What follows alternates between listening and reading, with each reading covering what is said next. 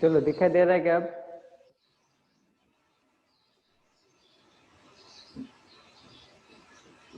Sir physics के test के marks कब मिलेंगे? संडे को जो दिया था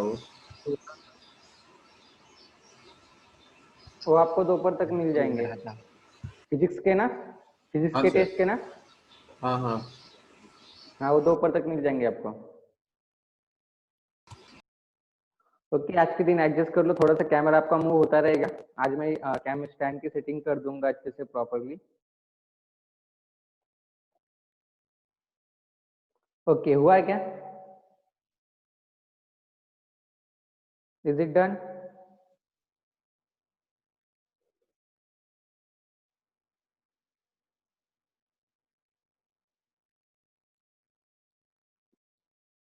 जस्ट अ सेकेंड।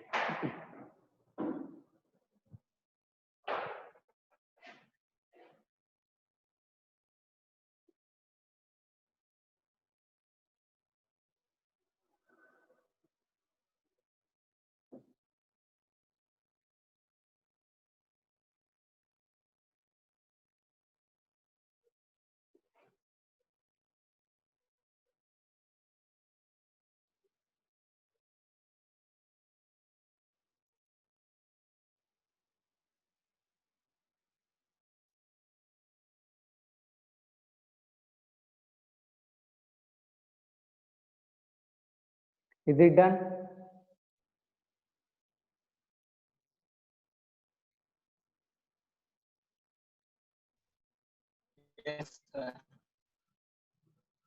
ओके, वैसे भी ये डायरेक्शन आप सभी के पास है, पहले से प्रेजेंट है आपके पास है सारा सॉल्यूशन। ओके, तो देखो पहले से कल का, ओके तो देखो कल का जो टेस्ट था आपका, या मीन्स संडे का जो टेस्ट हुआ फिजिक्स का, ओके टेस्ट पेपर कैसा था? इजी था या फिर हार्ड था? बहुत इजी था। बहुत इजी था, बहुत इजी था। Yes yes sir. Okay, question paper से मैंने इजी निकाला था, क्योंकि वो जो लेसन था वो लेसन टीच करने को आपको लगभग 2 मंथ्स कंप्लीट हो चुके थे, और उसके बाद हम टेस्ट ले रहे थे, तो इसलिए मैंने थोड़ा सा क्वेश्चन पेपर की लेवल थी, वो लेवल थोड़ी सी मीडियम टाइप की रखी थी। ओके, ज्यादा हाई भी नहीं, ज्यादा लो भी नहीं। ओके, अगर ज्यादा हाई उसका लेवल रखता क्वेश्चन पेपर का, तो मुझे नहीं लगता कि किसी को अबाउट 10 भी मिलते हैं। इसीलिए आप बहुत दिन हो चुके थे आपको लेसन टीच कर कर, तो इसीलिए मैंने थोड़ा सा लेवल उसका कम कर दिया था पेपर का, एग्जाम का। ओके, बट नेक्स्ट स्टेज आपका किसके ऊपर होगा? ग्रेविटेशन के ऊपर। बट ग्रेविटेशन का लेवल कम नहीं रहेगा, क्योंकि ग्रेविटेशन बहुत इंपॉर्टेंट लेसन है। बेसिकली आपको ग्रेविटेशन के रिलेटेड एक बात मैं आपको बोल देता हूँ। ग्रेविटेशन ये जो लेसन है, ये लेसन पहले 12th स्टैंडर्ड के लिए था। ओके, ग्रेविटेशन लेसन किसके लिए था? 12th स्टैंडर्ड के लिए था। बट जब से आपकी बैच आई है, आपके बैच के लिए सिलेबस थोड़ा सा रिवाइज हो चुका है। ग्रेविटेशन हो, थर्मोडायनामिक्स हो, ग्रेविटेशन थर्मोडायनामिक्स, ओके, दो लेसन क्या थे? 12th स्टैंडर्ड के थे। 12th स्टैंडर्ड के लेसन आपको 11th स्टैंडर्ड में दिए है। Okay, gravitation thermodynamics means in short उनका कहना है कि आपको 12th स्टैंडर्ड के लिए और 2-3 न्यू लेसन रहेंगे। ओके, एक चीज भी ध्यान में रख लो, 12th स्टैंडर्ड के लिए आपको और 2-3 न्यू लेसन रहेंगे। And gravitation and thermodynamics 12th standard में था इससे पहले, मीन्स ये बहुत इंपॉर्टेंट लेसन थे in the point of view JEE हो, नीट हो या फिर एनडीए हो। जेई, नीट एंड एनडीए के लिए हर एक एग्जामिनर के फेवरेट चैप्टर थे ग्रेविटेशन एंड थर्मोडायनामिक्स। अब वो लेसन आपको 11th में दी है, इसका मतलब आपको 11th को भी बहुत सीरियसली आपको पढ़ाई करना पड़ेगा 11th के अंदर भी, क्योंकि जो 12th के इंपॉर्टेंट लेसन थे वो आपको 11th में दिए। तो इसलिए 11th का जो पूरा सिलेबस है, पूरा सिलेबस आपको थोड़ा सा सीरियसली लेना पड़ेगा। इससे पहले क्या था कि 11th के अंदर सिर्फ 2-3 या फिर 4 लेसन ऐसे थे जिसके ऊपर जेई, नीट या फिर एनडीए के अंदर क्वेश्चन पूछे जाते थे। बट इस साल से टोटल 8 लेसन है जिसके ऊपर जेई, नीट एंड एनडीए के ऊपर क्वेश्चन पूछे जा सकते हैं, और उनमें से दो इंपॉर्टेंट है, thermodynamics, gravitation, and then next scalars and vectors, and then next measurement. और भी 4 लेसन है, वो मैं आपको बाद में बोल दूंगा, बट फिलहाल ये 4 लेसन बहुत इंपॉर्टेंट है। और आई थिंक ये चारों हमने कंप्लीट कर दिए। थर्मोडायनामिक्स एंड ग्रेविटेशन फिलहाल चालू है। थर्मोडायनेमिक्स ग्रेविटेशन बहुत अच्छे से कंप्लीट किया है। मेजरमेंट आपका थोड़ा सा बाकी है, वो मैं फिर से आपका रिपीट करने वाला हूँ। Then scalars and vectors complete किया है, बट उसमें से बहुत सारे स्टूडेंट आपके मिसिंग थे, वो भी मैं आपको रिपीट करने वाला हूँ। तो 11th भी आपको बहुत इंपॉर्टेंट है in the point of view, JEE हो, नीट हो या फिर एनडीए हो।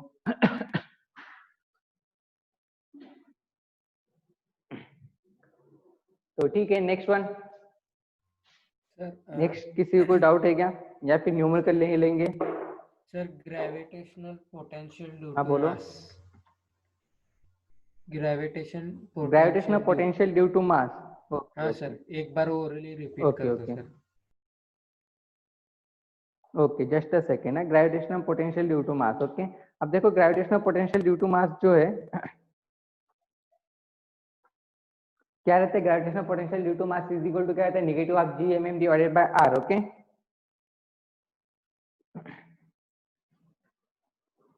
जस्ट अ सेकेंड ना।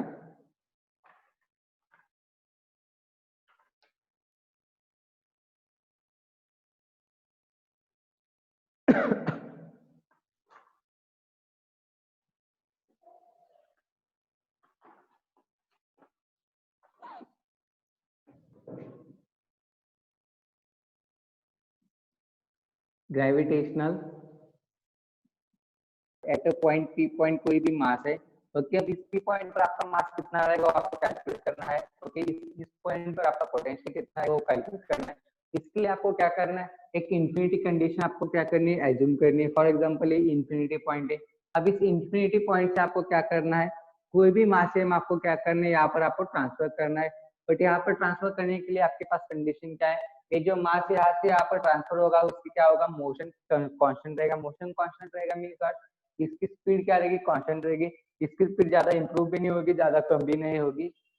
जितना स्टार्टिंग में इसका स्पीड रहेगा उतना स्पीड उसका यहाँ तक पहुंचने के लिए रहेगा।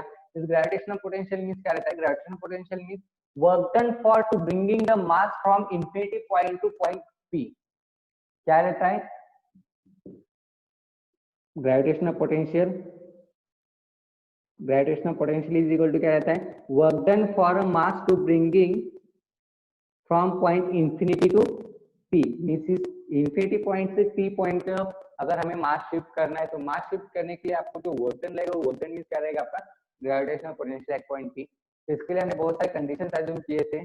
ओके, जैसे कि मास यूनिफॉर्म मोशन में, स्टेबल कंडीशन में, इंफिनिटी पर आपका जो पोटेंशियल रहेगा पोटेंशियल कितना होगा? इंफिनिटी पर पोटेंशियल आपका जीरो रहेगा, ऐसा आपको एज्यूम करना है। बहुत सारी चीजें हमने यहाँ पे एज्यूम की थी।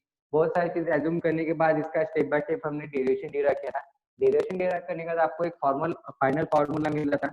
Gravitational potential is equal to क्या रहता है? Negative of G M M divided by R. ऐसा ही रहता है या फिर आर स्क्वायर रहता है? एक बार कंफर्म करो। G M M divided by R रहता है या फिर आर स्क्वायर रहता है ग्रेविटेशनल पोटेंशियल के लिए? नहीं सर, जी एक बार एम एम कंफर्म करो। Divide by R. GM divide by R यही रहता है आर। ओके, हाँ सर। तो ये क्या है? Final formula for the gravitational potential. Okay, gravitational potential के लिए फाइनल फार्मूला है। ये फार्मूला हमने डिराइव किया था by assuming various types of series and conditions like at infinity point potential at the body is zero, this mass is towards the point P with the constant motion of constant velocity of constant speed, ऐसा हम कहेंगे। Okay, तो basically gravitational potential is equal to क्या मिलता है आपको? Negative of G M M divided by R. Okay, इसका सिर्फ आपको फॉर्मूला इंपॉर्टेंट है, ये डेरिवेशन आपको पूछा नहीं जाता। ओके, ये डेरिवेशन आपको कभी भी पूछा नहीं जाता, इसका सिर्फ आपको फॉर्मूला याद रखना पड़ेगा फॉर द सॉल्विंग न्यूमेरिकल। तो या फिर जेई या फिर नीट या फिर एनडीए के अंदर इसके ऊपर न्यूमेरिकल आते हैं। ओके, इसका सिर्फ आपको फॉर्मूला याद रखना है। ओके, और अगर आपको इसका डेरिवेशन अगर आपको समझना है यूट्यूब पर जाइए। यूट्यूब पर मैंने पूरा डिटेल में एक्सप्लेन किया था। फिलहाल मैं इसे डिटेल में एक्सप्लेन क्यों नहीं कर रहा हूँ? क्योंकि फिलहाल हमारे पास उतना टाइम नहीं है। ओके, अगर इसे हम डिटेल में एक्सप्लेन कर दे तो इसे हाफ आवर तो इजीली लगेगा, हाफ से ज्यादा लगेगा। ओके, तो अगर आपको इसका डेरिवेशन देखना है तो डेरिवेशन आपको देखने के लिए आप यूट्यूब पर जा सकते हो। यूट्यूब पर जाकर आप वहाँ पर सर्च करो, वहाँ पर आपको मिल जाएगा हमारे Aastha events academy India foundation के चैनल पर। Hello sir. हाँ बोलो। हाँ सर। हाँ बोलो। तो फिर Vp is equal to minus, वो कौन सा फॉर्मूला है? क्या क्या? Vp is equal to Vp is equal to minus बोलो। GM upon R। हाँ, GM अपॉन R। हाँ sir, VP is equal to minus GM upon वही तो, R। हाँ वही तो ग्रेविटेशनल फॉर्मूला है ना, ग्रेविटेशन का, ग्रेविटेशनल पोटेंशियल। यस सर, वही फॉर्मूला है ग्रेविटेशनल पोटेंशियल। हाँ, VP is equal to minus minus of GM divided by R। हाँ, हाँ ओके। देन नेक्स्ट, इसका कैप नीचे घूम गया यार, कहाँ पर गया? हाँ बोलो next. Sir Kepler's law. Kepler's law, okay. Kepler's के तीनों लॉ, ओके। केपलर्स लॉ देखो, फर्स्ट लॉ क्या कहता है केपलर्स का? केपलर्स ने क्या किए थे? तीन लॉ एज्यूम किए थे, क्योंकि केपलर्स के तीनों लॉ बहुत इंपॉर्टेंट थे। तो देखो बेसिकली, ओके, केपलर्स का फर्स्ट लॉ क्या था? Every planet around the sun moves into a elliptical orbit. Okay, देखो कोई भी प्लैनेट हो, ओके,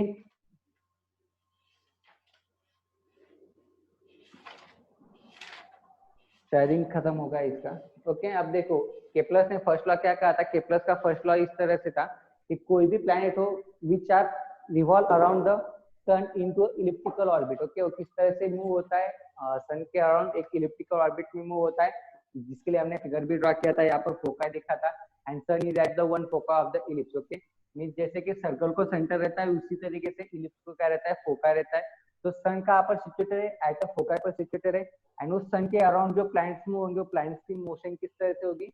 इलिप्टिकल मोशन होगी। ओके, किसने डिराइव किया था? केपलर्स ने डिराइव किया था।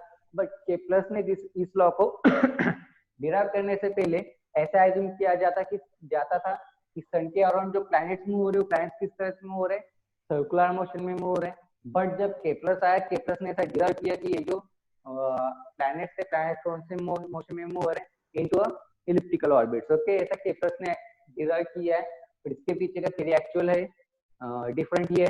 ऐसा कहते हैं कि केपलर्स ने डिराइव नहीं किया, इससे पहले एक साइंटिस्ट था, आई थिंक क्या नाम था उसका, हेनरी के कुछ भी साइंटिस्ट था, उसने डिराइव किया था, बट उसका एक अनफॉर्चुनेटली मर्डर हो जाता है, जो कि बहुत इंटरेस्टिंग थिंग है फिजिक्स में सी। तो उसका मर्डर आई थिंक कुछ लोग का कहना ऐसा है कि केपलर्स ने किया था, बट केपलर्स ने इन लॉ को डिराइव किया, दुनिया के सामने लाया, तो इसीलिए इस लॉ को केपलर्स का नाम दिया गया। बेसिकली इसका थ्योरी क्या है वो उससे हमें कुछ नहीं है जानकारी, कुछ हमें उससे कुछ रिलेशन नहीं रखने उस थ्योरी से, हमें सिर्फ उसके लॉ याद रखने। ओके, तो फर्स्ट लॉ क्या था केपलर्स का? Every planet are revolve around the sun into elliptical orbit and sun is at the one focus of ellipse. Okay, sun का पर इलिप्स पर है, सन के अराउंड जो प्लैनेट्स मूव हो रहे, प्लैनेट्स किस तरह से मूव हो रहे? Into elliptical orbits. Okay, then next second जो लॉ था, सेकंड लॉ क्या कहा था? सेकंड लॉ क्या कहा था केपलर्स ने? Every planet sweeps equal distance into equal time interval. Okay, means क्या कहा था? इक्वल डिस्टेंस क्या करते? कवर करते हैं every planet into equal time interval. Means what? जब भी जो प्लैनेट से सन के नजदीक रहेंगे वो क्या करेंगे? तब फास्टर मूव होंगे सन के जब नजदीक रहेंगे। क्यों? क्योंकि वो आपको लॉ ही ऐसा कहता है कि every planet sweeps equal distance into equal time interval, या फिर हम इसे अनदर वर्ड में ऐसा भी कह सकते हैं, areal velocity of planet is always constant. क्या areal velocity of planet is always constant? अगर आपने ये भी स्टेटमेंट ऐड किया ना, areal velocity of planet is constant, तब भी आपको फुल मार्क्स मिलेंगे। इसका मीनिंग भी वही रहता है जो कि मैं आपको एक्सप्लेन कर रहा हूँ। ओके, तो देखो एरियल वेलोसिटी मींस क्या रहता है? DA by dt, dA by dt means what? Change in area to change in time, दोनों चीजें कांस्टेंट है, इसका मतलब एरियल वेलोसिटी कांस्टेंट, इसका मतलब प्लैनेट इक्वल एरिया कवर कर रहा है इनटू इक्वल टाइम। इसका मतलब क्या है? अगर वो फर्स्ट सेकंड में अगर वो 20 किलोमीटर कवर करता है, तो सेकंड सेकंड में भी क्या करेगा? 20 किलोमीटर कवर करेगा। अब जबकि उसका पाथ इस तरह से प्लैनेट का एलिप्टिकल है, तो उसकी वजह से क्या होगा? जब भी वो सन के नजदीक रहेगा वो क्या करेगा? फास्टर मूव होगा। बट जैसे ही वो सन से थोड़ा सा दूर रहेगा या फिर फास्टर डिस्टेंस पर रहेगा, वो क्या करेगा? तब स्लोली मूव होगा। तो इसके पीछे का लॉजिक ये है। तो सेकंड लॉ क्या होगा? Every planet sweeps equal distance into equal time interval, या फिर areal velocity of planet is always constant. Then next क्या था? थर्ड लॉ उसने डिराइव किया केपलर ने। थर्ड लॉ क्या था? Time square of time period of revolution is directly proportional to R cube. R cube means what? Distance रहता है दोनों के बीच में का, उस डिस्टेंस को क्या है वो उसका क्यूब को क्या है, डायरेक्टली प्रोपोर्शनल है। ओके, तो बेसिकली ये थे केपलर थर्ड लॉ और Kepler three law. Okay,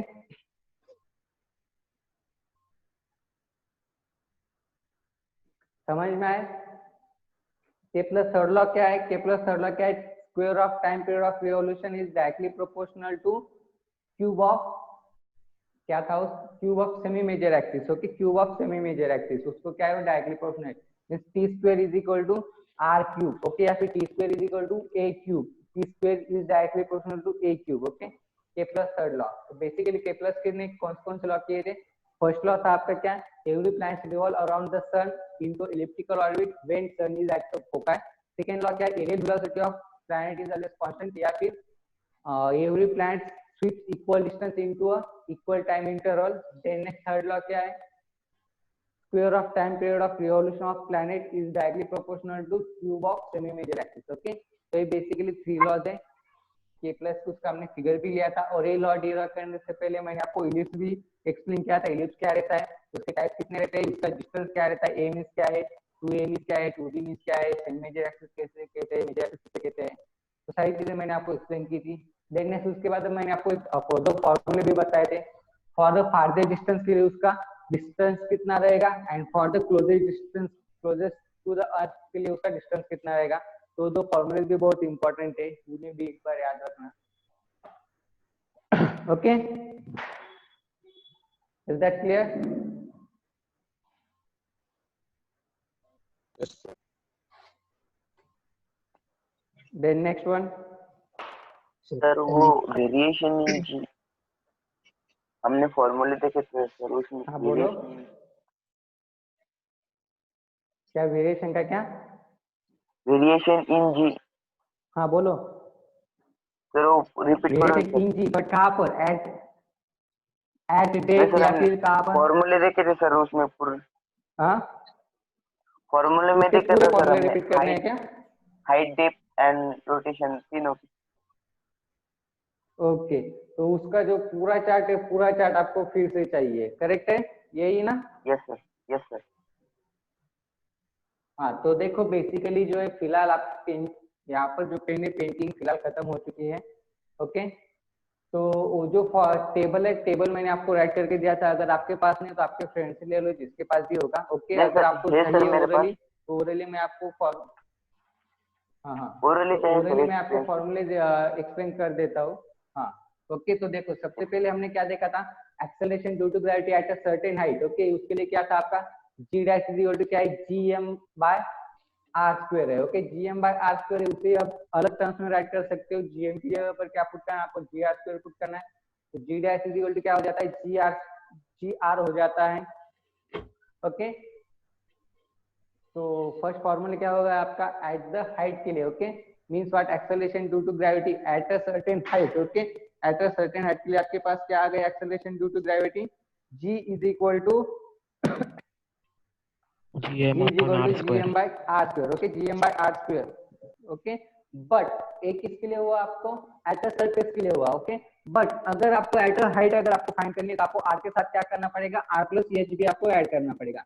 r के साथ क्या करना पड़ेगा आपको, जितना हाइट है वो हाइट को भी आपको ऐड करना पड़ेगा। मींस आपको एट द हाइट आपका एक्सेलरेशन ड्यू टू ग्रेविटी क्या हो जाता है, gm divided by r plus h whole bracket square हो जाएगा। ओके, बट उसके बाद भी एक कंडीशन आती है, आपको स्पेशल केस आता है, if h is very very less than r, means अगर h r से बहुत कम है, बहुत कम है, मींस व्हाट, r की वैल्यू क्या रहती है आपके पास, 6400 किलोमीटर रहती है।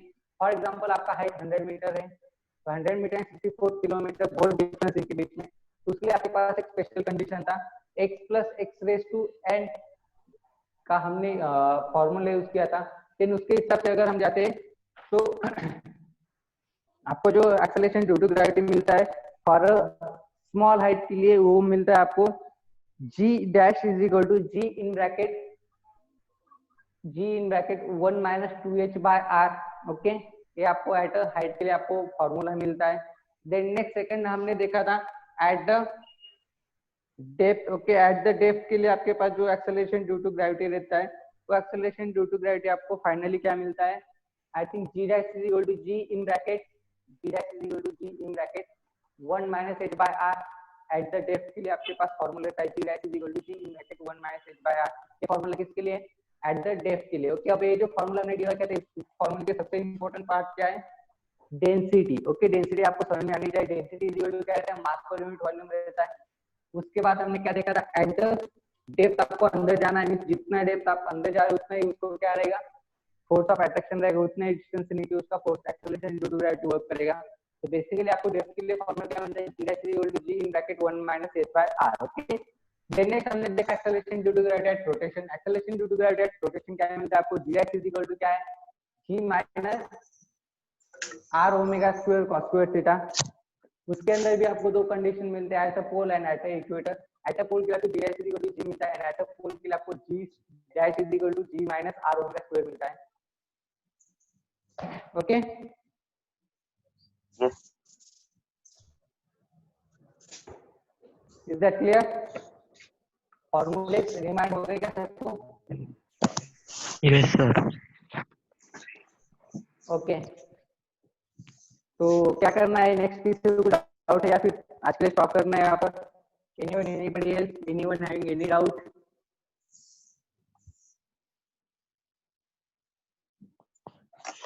Time period for evolution of satellite.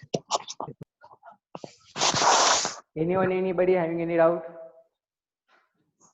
Sir time period for evolution of satellite एक बार एक्सप्लेन करो ना। Okay, time period for revolution of satellite. Okay,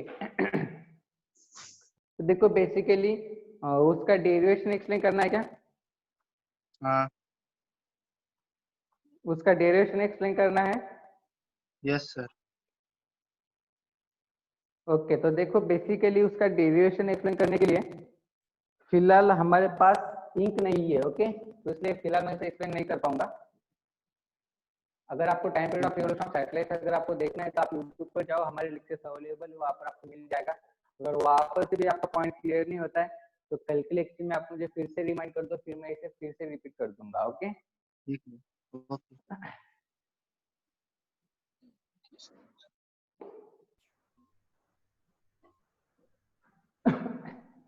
तो ठीक है स्टूडेंट्स,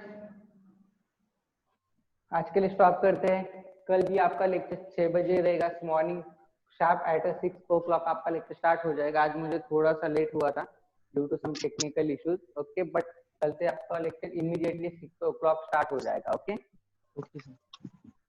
एंड आपके जो टेस्ट के मार्क्स सर को मैं बोलता हूँ आपको इवनिंग तक या फिर आफ्टरनून तक सर आपको सेंड कर देंगे। ओके, ठीक है?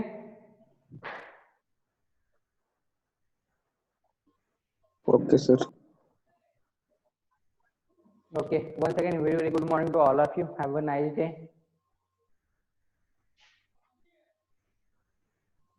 ठीक है ऋषिकेश सर?